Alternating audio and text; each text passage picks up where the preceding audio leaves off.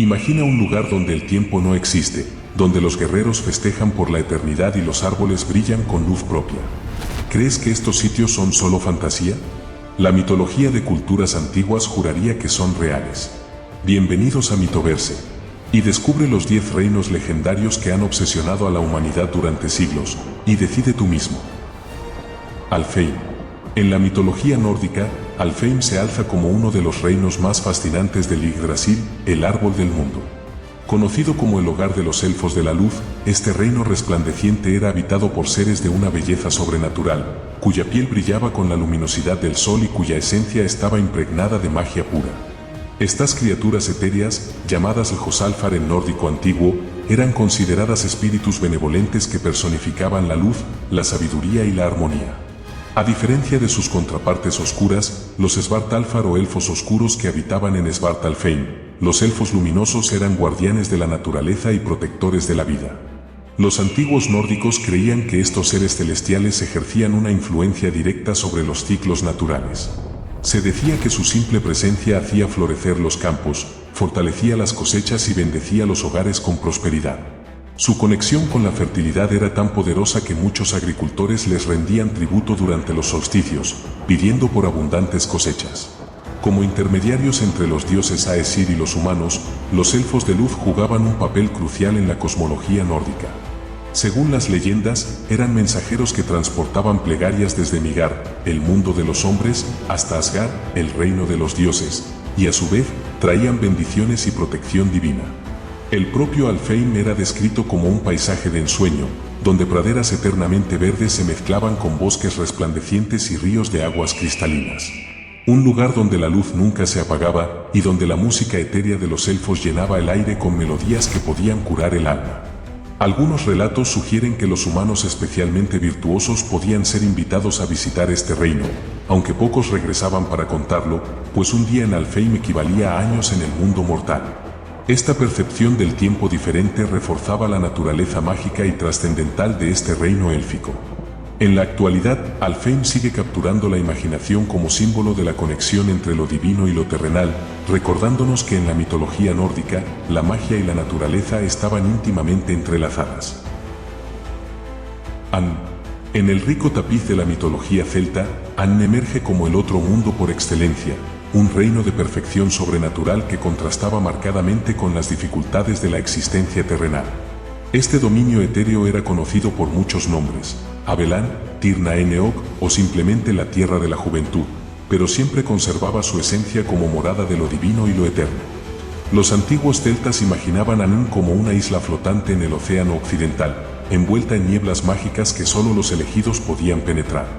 Allí, los manzanos daban frutos perpetuamente, los ríos fluían con hidromiel en lugar de agua y los campos producían cosechas sin necesidad de cultivo. Un lugar donde la enfermedad, la vejez y la muerte eran conceptos desconocidos y donde las almas de los difuntos virtuosos disfrutaban de una existencia plena junto a los dioses y héroes legendarios. El acceso a este reino estaba estrictamente regulado por las leyes cósmicas. Según las creencias celtas, durante el Festival de Samhain, celebración que daría origen al moderno Halloween, los límites entre los mundos se disolvían permitiendo breves pero peligrosos contactos entre vivos y muertos. Los druidas enseñaban que ciertos lugares sagrados como los círculos de piedra o los lagos profundos servían como portales naturales hacia An, aunque cruzar estos umbrales requería gran sabiduría o la guía de un ser sobrenatural. Las leyendas galesas, particularmente las recopiladas en el Mabinogion, describen numerosos viajes heroicos a An. El más famoso es el de Pwyll, príncipe de Dyfed, quien pasó un año gobernando An en lugar de su soberano Araun, estableciendo así un vínculo entre ambos mundos.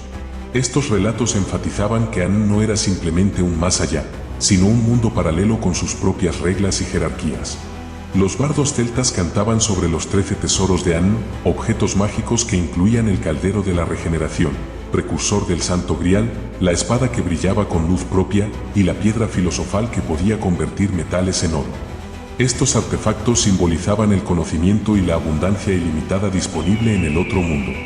En la espiritualidad celta moderna, An sigue siendo un concepto vital, representando no solo el destino de las almas después de la muerte, sino también la conexión sagrada entre la humanidad y el mundo natural. Su legado perdura como testimonio de cómo los antiguos pueblos celtas imaginaban la vida perfecta más allá de las limitaciones terrenales. Asgard. Elevándose majestuosamente en las alturas de los 9 reinos, Asgard se erige como la morada sagrada de los dioses nórdicos, un reino de incomparable esplendor y poder. Este dominio celestial, gobernado por el sabio Odín y protegido por el valiente Thor, representa el pináculo de la creación en la cosmología nórdica, un lugar donde la gloria y el destino de los mundos se decidían en grandes salones de oro y plata. Las murallas de Asgard, construidas por un misterioso gigante con la ayuda de su prodigioso caballo, se alzan impenetrables, defendiendo a los Aesir de las fuerzas del caos. Estas fortificaciones ciclópeas encierran maravillas arquitectónicas como el Valhalla, donde los Einherjar, los guerreros caídos en batalla, se preparan para el Ragnarok bajo la atenta mirada de Odín. Cada noche, estos héroes festejan con banquetes interminables servidos por las valquirias, solo para entrenar nuevamente al amanecer. El puente Bifrost, ese arco iris resplandeciente que une Asgard con Midgard, el mundo de los humanos, es vigilado celosamente por Heimdall, el dios de la vista y el oído agudos.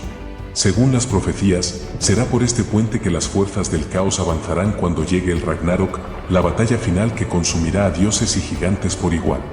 Los Aesir, conscientes de este destino inevitable, pasan sus días preparándose para este conflicto cósmico, forjando armas y tejiendo hechizos de protección. En las grandes salas de Asgard, como el Gladsheim donde se reúne el Consejo de Dioses o el Vingolf reservado para las diosas, se deciden los destinos de los 9 reinos.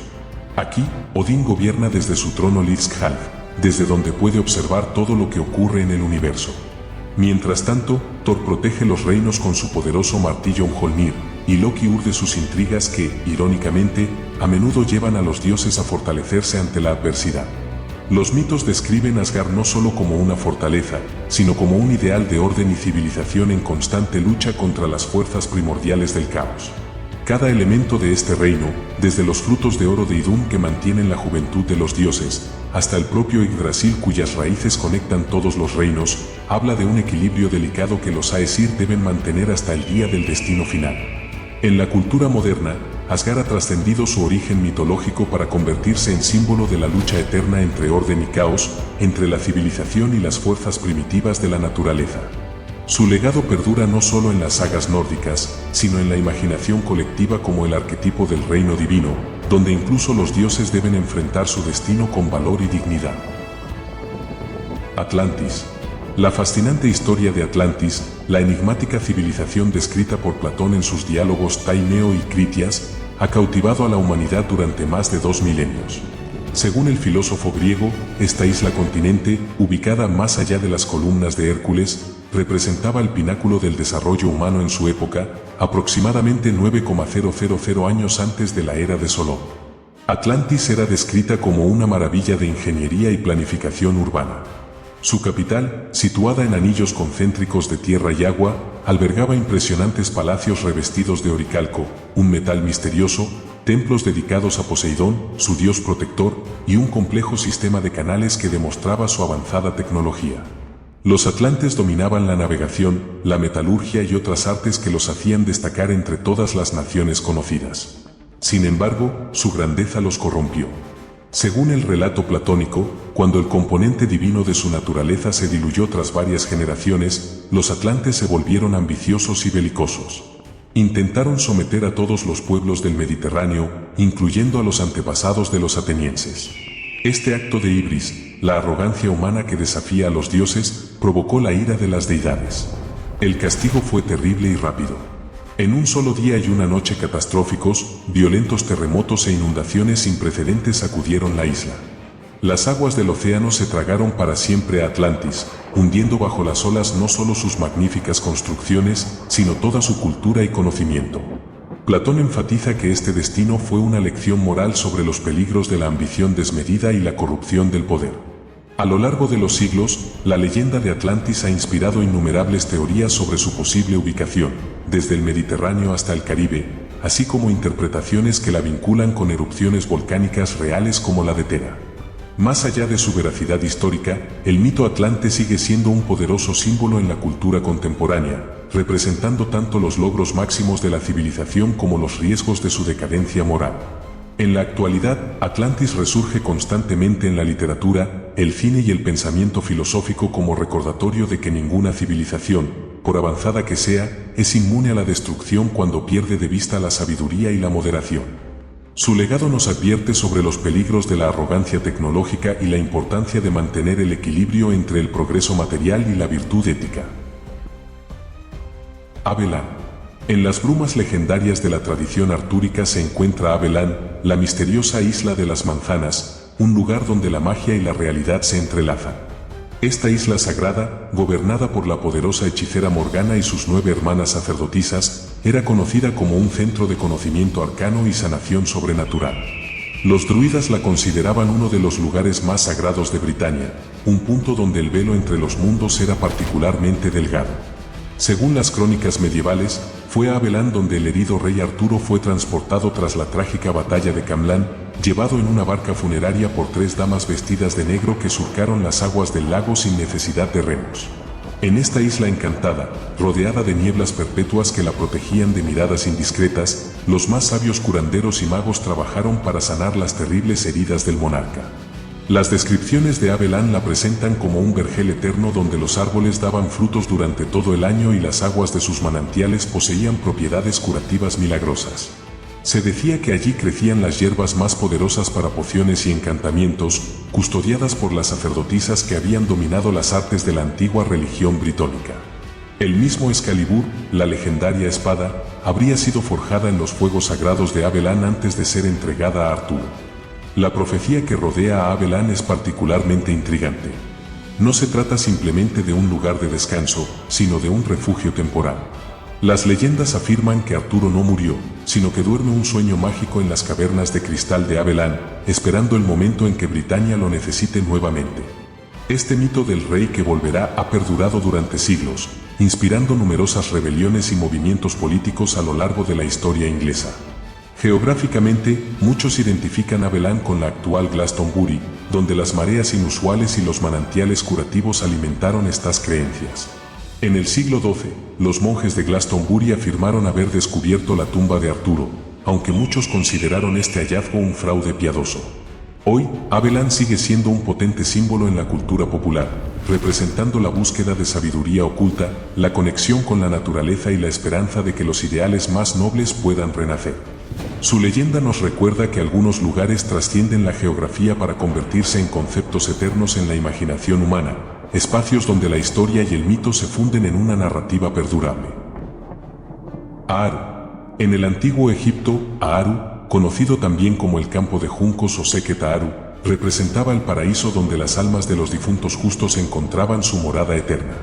Este reino celestial era concebido como una versión idealizada del fértil delta del Nilo, un paisaje de abundancia donde los campos nunca dejaban de producir cosechas, los canales brillaban con aguas tranquilas y los juncos mecían suavemente con la brisa.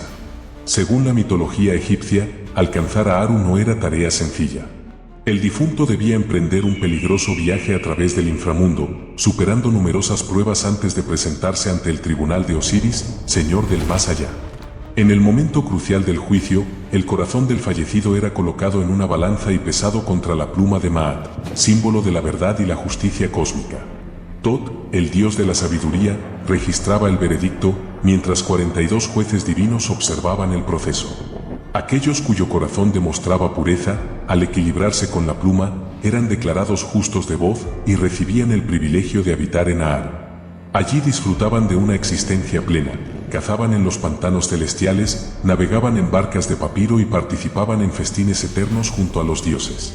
Por el contrario, los condenados sufrían el terrible destino de ser de Dilmun. En la mitología sumeria, Dilmun era concebido como un jardín paradisíaco, un lugar sagrado donde residían los dioses en perfecta armonía. Esta tierra bendita era descrita como un espacio prístino, libre de enfermedad, vejez y muerte, donde los animales vivían en paz y las aguas cristalinas brotaban con abundancia.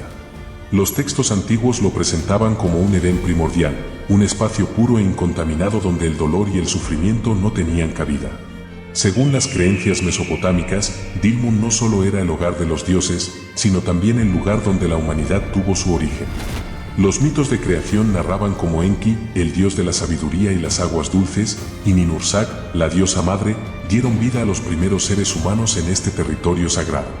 En algunas versiones, Dilmun era el escenario donde se desarrollaba el mito de Enki y Ninhursag, una historia que explica la creación de distintas plantas y deidades a través de su unión sagrada.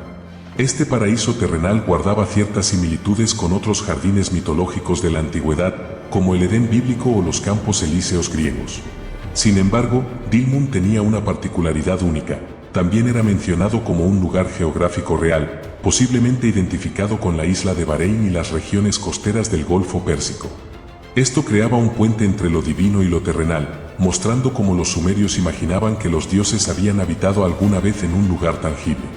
Como símbolo, Dilmun representaba el anhelo humano por un retorno a la inocencia primordial, un mundo sin corrupción donde la vida florecía en equilibrio perfecto. Su imagen perduró en la literatura mesopotámica como el paraíso perdido que alguna vez existió y al que, quizás, la humanidad podría regresar en un futuro lejano. Duat. En la cosmología del antiguo Egipto, el Duat representaba el complejo y misterioso reino del inframundo, un vasto dominio subterráneo donde las almas emprendían su peligroso viaje hacia la eternidad. Más que un simple lugar de descanso, este mundo inferior era concebido como un intrincado laberinto de pasajes oscuros, cámaras secretas y puertas custodiadas, donde cada paso representaba un nuevo desafío para el difunto. El Duat no era un espacio uniforme, sino un territorio dividido en 12 regiones correspondientes a las 12 horas de la noche, donde el dios Ra viajaba en su barca solar mientras luchaba contra las fuerzas del caos representadas por la serpiente Apophis. Cada región presentaba sus propios peligros, lagos de fuego, campos de llamas y criaturas sobrenaturales listas para atacar a los no iniciados. Entre sus guardianes se encontraban deidades como Sekhmet, la feroz diosa leona, y demonios como Ammit, el devorador de corazones, junto a numerosas entidades menores armadas con cuchillos. Para superar estos obstáculos, el difunto dependía del conocimiento contenido en el Libro de los Muertos, una colección de hechizos, fórmulas mágicas y mapas que guiaban al alma a través de este territorio hostil. Estos textos, escritos en papiros que se enterraban con los muertos, incluían instrucciones precisas para responder preguntas de los guardianes, transformarse en animales sagrados y protegerse de las trampas del más allá. El capítulo 125 era particularmente crucial, pues contenía la confesión negativa donde el difunto declaraba su pureza ante 42 jueces divinos. Solo aquellos que dominaban estos conocimientos y habían llevado una vida virtuosa según los principios de Ma'at podían completar el viaje. Su recompensa era unirse a Osiris en el Aaru, el paraíso de los justos, donde disfrutarían de una existencia eterna. Los fracasados, en cambio, sufrían la segunda muerte, desapareciendo para siempre en la oscuridad del olvido. El concepto del Duat reflejaba la profunda preocupación egipcia por el más allá, mostrando un inframundo que no era simplemente un lugar de castigo, sino un campo de pruebas donde el conocimiento, la moralidad y la preparación espiritual determinaban el destino eterno del alma. Esta compleja visión influiría posteriormente en otras culturas mediterráneas, dejando un legado que perdura hasta nuestros días en el imaginario occidental sobre la vida después de la muerte. El Dorado. Entre las leyendas más fascinantes del continente sudamericano se encuentra El Dorado, el mítico reino donde se creía que todo, desde sus templos hasta sus calles, estaba construido con oro puro. Esta ciudad perdida, que desató una obsesión sin igual entre los conquistadores europeos, tiene sus raíces en antiguos rituales de la cultura muisca, un pueblo indígena que habitaba las tierras altas de lo que hoy es Colombia. Según las tradiciones muiscas, durante una ceremonia sagrada que marcaba la ascensión de un nuevo líder, el futuro rey, conocido como el Zipa, era cubierto completamente con polvo de oro, convirtiéndose así en el hombre dorado. Acompañado por sacerdotes y nobles, navegaba hasta el centro de la laguna de Guatavita, donde arrojaba ofrendas de oro y esmeraldas a las aguas como tributo a los dioses.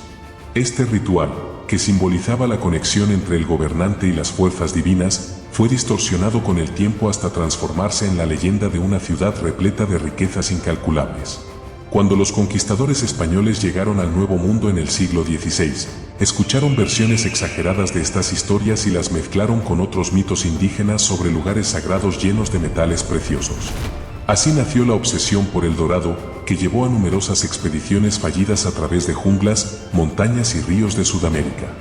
Exploradores como Gonzalo Pizarro, Sebastián de Belalcázar y Sir Walter Raleigh arriesgaron fortunas y vidas en su búsqueda, sin darse cuenta de que estaban persiguiendo un símbolo más que un lugar físico.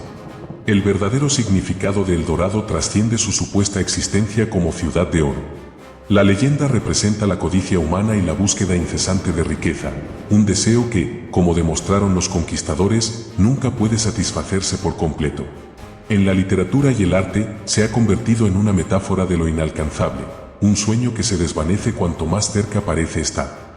Hoy en día, aunque sabemos que El Dorado nunca existió como lo imaginaron los europeos, su leyenda perdura como parte fundamental del folclore latinoamericano. La laguna de Guatavita, escenario del ritual original, sigue siendo un lugar de misterio, y ocasionalmente se descubren piezas de oro que confirman las antiguas ofrendas muiscas. El Dorado, en definitiva, es mucho más que un mito, es un espejo de la ambición humana y un recordatorio de que los tesoros más valiosos rara vez son los que brillan. Campos Elíseos. En el vasto imaginario de la mitología griega, los Campos Elíseos, o Elíseos, representaban el destino glorioso reservado para las almas privilegiadas. Situados en los confines occidentales del mundo, más allá de las aguas del océano, este reino paradisíaco era gobernado por el benevolente Cronos durante su destierro, y posteriormente asociado con Hades y Perséfone como parte del complejo mundo subterráneo. A diferencia del sombrío Tártaro, abismo tenebroso reservado para los condenados, los Campos Elíseos se presentaban como un jardín eterno donde reinaba una perpetua primavera. Los poetas antiguos lo describían como un paisaje de suaves brisas, praderas floridas y árboles siempre frondosos, donde los ríos corrían con aguas cristalinas y el sol brillaba con una luz dorada y suave. Este lugar privilegiado acogía a distintos tipos de almas favorecidas, héroes legendarios que habían demostrado su valor en la guerra o en hazañas extraordinarias, como Aquiles o Menelao, jueces y gobernantes justos que habían administrado la ley con sabiduría, iniciados en los misterios eleusinos que habían recibido los secretos sagrados, y aquellos mortales que por 3 reencarnaciones consecutivas habían mantenido una vida de pureza y virtud. La existencia en los Campos Elíseos era descrita como una dicha sin fin. Las almas bendecidas disfrutaban de actividades placenteras, banquetes, música, juegos atléticos y conversaciones filosóficas. Algunas versiones sugerían que incluso podían regresar a la tierra si así lo deseaban, tras beber de las aguas del río Leteo que borraban sus memorias. Este concepto evolucionó notablemente a través del tiempo. Homero apenas lo menciona en su obra, mientras que poetas posteriores como Píndaro y Virgilio, en su Eneida, lo desarrollaron con mayor detalle. La descripción más completa aparece en el mito de Orfeo, donde se detalla el viaje a través de los distintos niveles del inframundo para alcanzar este paraíso. Los Campos Elíseos representaban la máxima aspiración del alma griega, un descanso glorioso como recompensa por una vida virtuosa.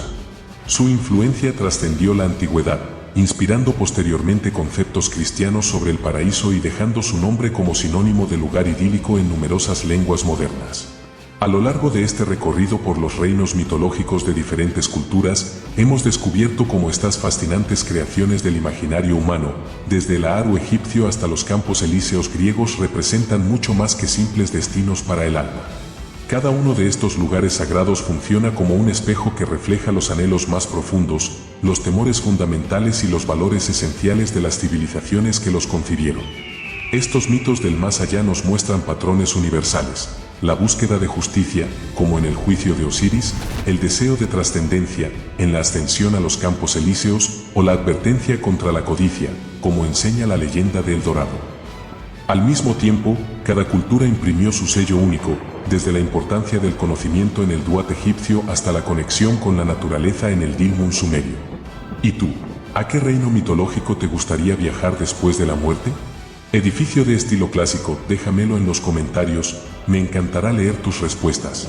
Si te gustó este viaje por los mitos del más allá, no olvides darle like, suscribirte y activar la campanita para no perderte nuestros próximos vídeos. Hasta la próxima, aventureros de lo desconocido. Nos vemos en el siguiente Mitoverse.